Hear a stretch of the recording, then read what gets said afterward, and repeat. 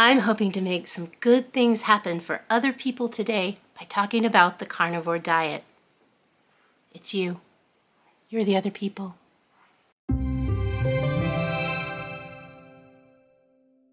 I am continuing to take my life back on day 34 of the carnivore diet. In this week's midweek motivation, we're going to talk about ghrelin and leptin, and then I'm going to show you the new smoker we got. I'm so excited. And lastly, I want to share with you a little inspiration that I read online today.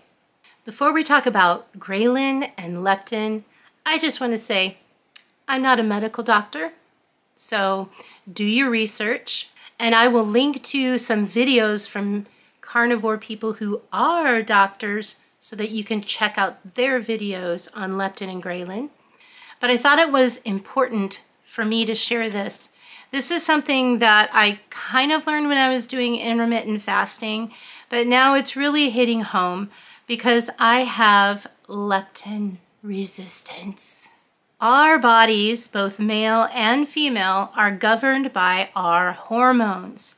If there is any sort of disconnection or resistance in the signals that our hormones send to our brain, it can affect our body in many, many ways.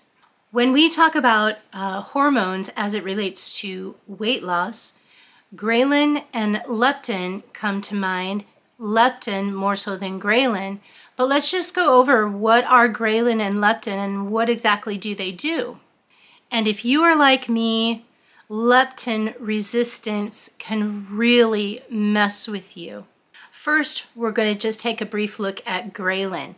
Ghrelin is a hormone that is secreted in your stomach, and when you are depleted of food in your stomach, then ghrelin sends a message to your brain that says, eat. It's time to eat. You're hungry. So it is essentially the hunger hormone. Ghrelin is at its highest point right before you eat. And it's at its lowest point after you're satiated. It decreases. So if there's anything out of whack with the hormone ghrelin in your body, that can really mess with you. It can make you feel hungry when you're actually not. And foods that we shouldn't be eating on the carnivore diet, your breads and your other carbohydrates, they mess with ghrelin too, so that when you're eating them, you just want to eat more. Leptin is a hormone that's released by your fat cells that tells your brain when to stop eating. So if you have a resistance with leptin, then you never really get that full feeling. A lot of people can tell right away when they're full and they just push the food away. That's not me. So in a perfect body, the hormone ghrelin would tell you when to eat so you don't die of starvation, and leptin would tell you when to stop eating, when you've had enough. But unfortunately, there's several things that can mess with that balance, and one of them is obesity. You can imagine that because leptin is secreted or released by your fat cells, if you're an obese person, you have a way higher amount of leptin being released into your body. And it's that continued high level of leptin that causes leptin resistance because the signals are not correct. Obesity can also mess with the ghrelin hormone, but there are other things that can mess with it as well. If you're not getting enough sleep at night, then your ghrelin and your leptin can get way out of whack. If you are not eating the proper diet, it can get out of whack. So those things can throw our hunger and our satiety out of whack, as well as how efficiently those hormones can signal your brain. So if you are like me and you have leptin resistance, your body is just going to keep telling you that you need to eat because there's no appetite suppressant there. And even if and that can lead to obesity, being overweight, obviously, but also if you're not eating enough, that can mess with leptin too. So it kind of becomes a vicious circle. You eat more than you should, so you get fatter, so you produce more leptin and more leptin resistance. And it's just like a vicious cycle, and it can be hard to control yourself. But fortunately, there are some things you can do to help with leptin resistance. You have heard me talking about doing a 24-hour fast or combining this with intermittent fasting. What fasting does is it lets your ghrelin, for example, go down, and because you're not eating and your body is consuming the fat on your body, it helps to lower that resistance with that signal to your brain. But there are other things that you can do too if you don't want to try fasting. One of the things you can do is make sure you're eating protein and fat, because fat satiates and it will make you feel full faster. If you've ever been, like for me, what I've noticed is even though I have the leptin resistance, at some point when I'm eating now, I look at the food and I think, ugh, that is not tasting as good as it was when I first started. And so that tells me, okay, that's enough. That's my body saying, that's the leptin going, okay, that's enough. So that's kind of how I do that. And I've had an email too from one of my viewers that that's how she does it. And I've also heard Dr. Anthony Chaffee say that on a video, that eat, until your food doesn't taste good anymore. You also want to make sure you're eliminating sugar from your diet, because sugar really messes with those hormones. Make sure you're getting at least 8 hours of sleep. Sleep is very important when it comes to your hormones. And studies have shown that if you do a little bit of moderate exercise, like I've been starting to walk, just do whatever you can do. Just get up and walk or move around. But studies have shown that a little bit of moderate exercise can also help to reduce that leptin resistance in your body.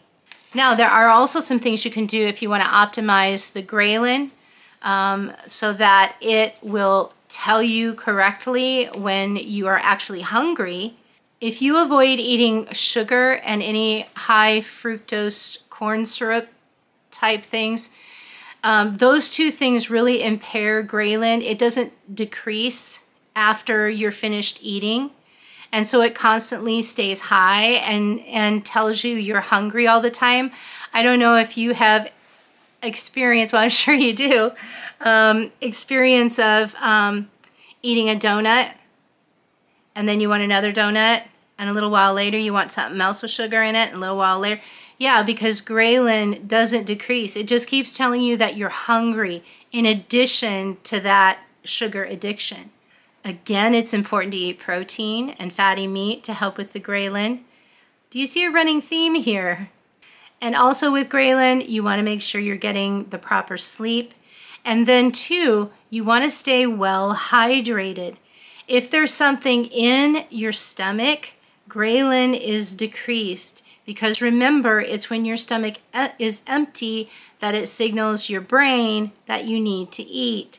So if you keep hydrated and you keep something in your stomach, even if it's water, it's going to help. But don't take my word for it. I don't want anyone to just take my word for it blindly about anything. I want you to research this and do your own research on it. But if you are severely overweight, there's a very, very high possibility that you are leptin resistant, like myself. And so I'm going to link you at the end of this video to 2 videos that might help you from actual medical professionals about these hormones. Now I want to read you an inspirational post that I saw that's really motivating to just keep going and keep focusing on your personal health. and I hope you find it as inspiring as I do. Barely the day started, and it's already 6 in the evening. Barely arrived on Monday, and it's already Friday.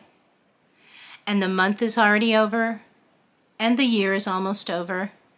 And already 40, 50, or 60 years of our lives have passed. And we realize that we lost our parents and friends. And we realize it's too late to go back.